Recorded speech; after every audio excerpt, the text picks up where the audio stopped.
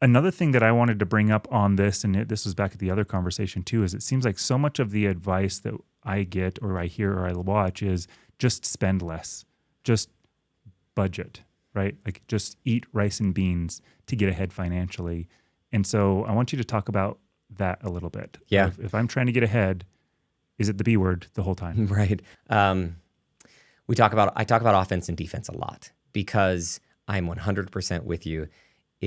To a certain extent, it is more important that you play offense than you have a perfect defense. Now, back to the soccer analogy, should you not have a goalkeeper? No. They can score from almost anywhere on the field if you don't have a keeper. You need a little bit of defense in the beginning. But going back to your example, like let's say you're making a certain amount and every dollar is spoken for, from mortgage, kids, required activities and things that they have to pay for in school, and childcare if you're working both, and then food, utilities. If all of that covers and takes up every dollar you make, and let's not forget taxes being probably the biggest expense for you, and mortgage right there, you can't save your way into having a big 401k at that point. You have to play more offense. And so I liken the two sides of financial cash flow to offense and defense. So let's just talk briefly about what that means. Offense is not you should invest better. That has nothing to do with it. Offense is what you make with your own time and efforts. So this is how much of an effort should you put into finding ways to make more money with your time, or finding ways to spend less money with your time, like looking at the cash flow and the budget and bringing that down. There are some benchmarks in here which we can talk about, and I've had to figure out a way to help people, because most people are like, am I playing enough offense or am I not? Like, how do I know when I'm just a terrible spender? That's hard to tell. Most financial people will tell everyone that they are poor spenders, and I think that that's a problem, because I think that comes across tone deaf. I think there are a lot of people out there who are really watching their finances closely. They just don't play enough financial offense, and that's it. That's the bottom line. So if you're trying to figure out if you're playing enough offense, I'll give you a couple numbers here to think about. Go Google the average cost of living in your state. Let's start there. And we're going to throw out a number that's $60,000. In our state, it's actually $40,000, but that seems low to me. But $60,000 for the average cost of living. Then I call it a happiness factor. So divide that number in half and set that aside. So $60,000 is our cost of living, right? In order to really just be happier on cash flow, I think you need another $30,000 on top of that. So now we're up to 90, right? Mm-hmm. Then there are two more factors I want to throw in. A fourth of that for every child you have. So in this case, if you have a kid, $15,000 for one kid, another $15,000 for another kid. So we're going to do a couple that has two children.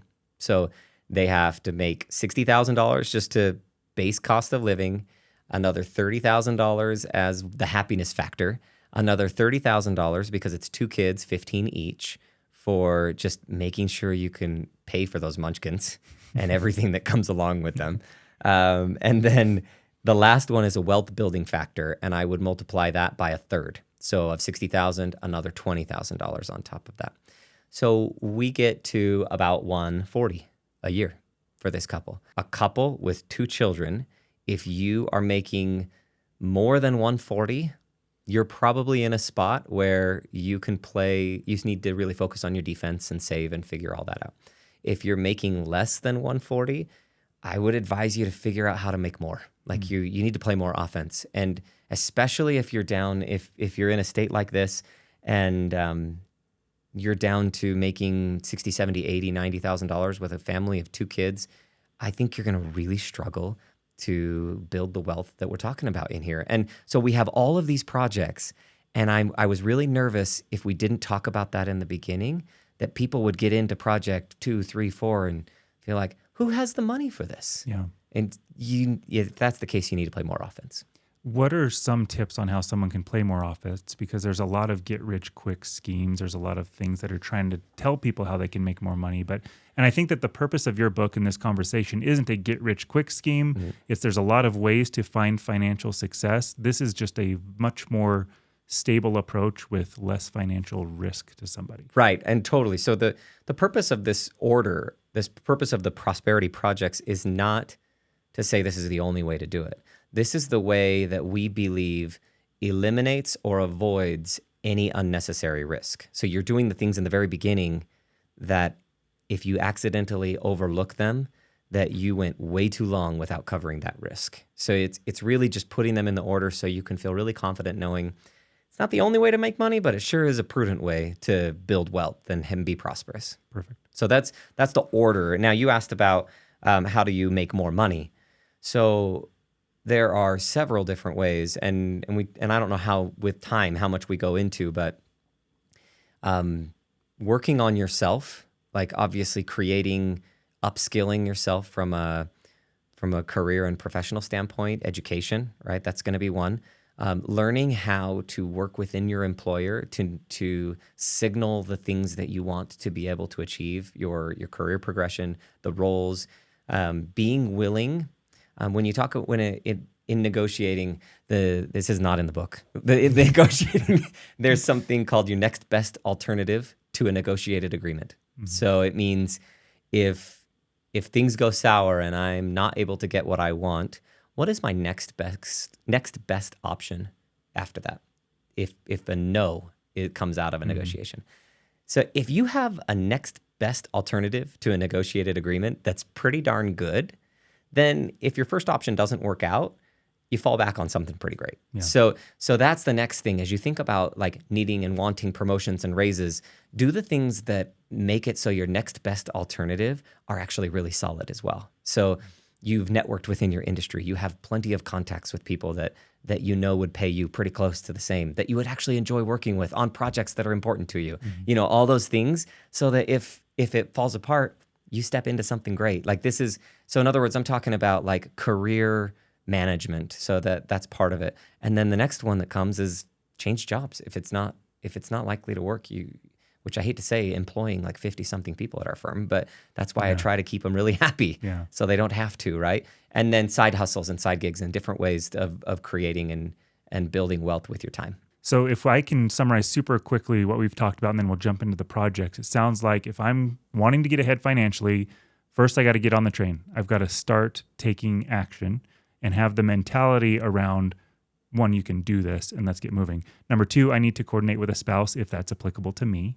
If you're single, it's different. Can we go back to two really quick? Yeah. Let's say you are single, because there's plenty of people out there. It doesn't mean you shouldn't do the steps that we talked about of identifying your money purpose. Mm-hmm. Like, even if you don't have to communicate it to a spouse, at least, or a partner, at least identify it, because it's really hard to know what to exactly allocate your wealth to in your life if you don't know what it means to you or what it's supposed to do for you. Yeah. You know, if money is supposed to create experiences, provide safety, insure against loss or whatever it is, like it's hard to know what to do with it if you haven't at least identified who you are. Yeah. No, anyway, go back. Number three. Number three was the relationship between offense and defense. Yeah. So not focusing necessarily on one or the other, but recognizing that there are two parts to an equation here. Yeah. And I'll throw this out there. I think there should be more like a 70 to 80% focus on offense.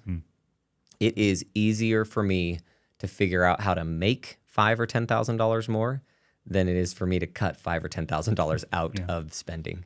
That makes sense. But that's a personality thing. I would much rather. It's more fun too. Yeah. But within reason, right? You can't just blow everything. I personally like to set up all my budgeting through automation. So just everything should be automatic.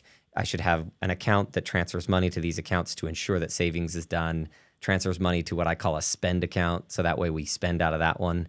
And then we know how much we spend because we know how much we transferred. Yeah. Anyway, I try to automate all of that. And then after that, I'm just playing offense. Are we ready to jump into project number one? Let's do it.